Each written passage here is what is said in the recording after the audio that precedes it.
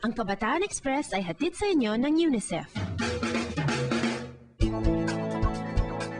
Walang magawa sa bahay? Tara na sa plaza at manood ng tayada. Ano ang tayada? Ito isang paraan para gamitin ang inyong free time sa makabuluhang paraan. Ito ang mulat ng Dumaguete Bureau.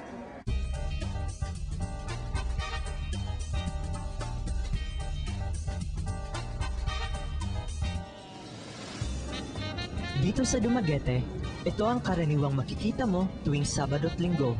Mga kabataang paggala-gala sa daan na malimit ay wala namang ginagawa kundi magtsikahan. Pero kamakailan, may ilang mga kabataang naingganyang gamitin ang kanilang mga talento para sa isang makabuluhang proyekto ng Dumaguete City Council. Tinawag nila ang pagtatanghal na Tayada sa Plaza na nangangahulugang pagpapakitang gilas sa parke.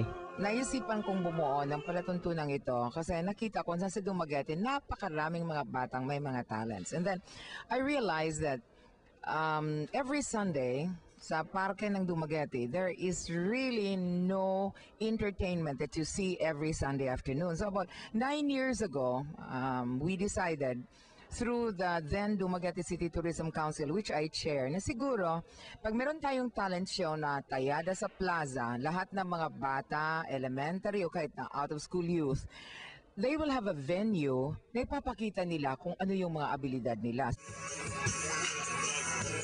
Tuwing linggo, may nakatakdang isang paralan na magtatanghal sa Quezon Park kung saan kadalas ay maraming mga pamilya at magkakaibigang nagtitipon.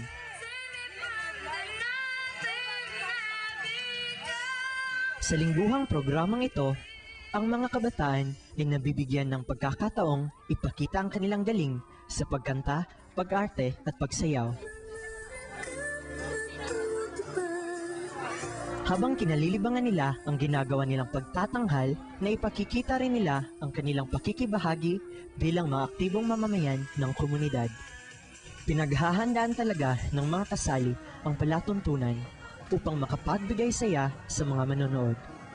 Kung noong una ay libangan at pampalipas oras lang ito, ngayon nararamdaman na ng mga kabataan ang halaga ng programa.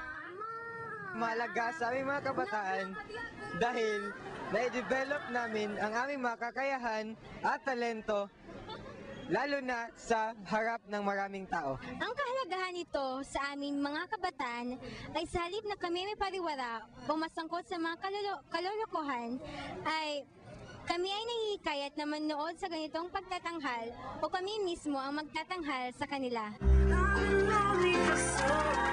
Saludo kami sa mga kabataang di nag-aatubiling ibahagi ang kanilang mga talento para sa ikasisiyan ng iba.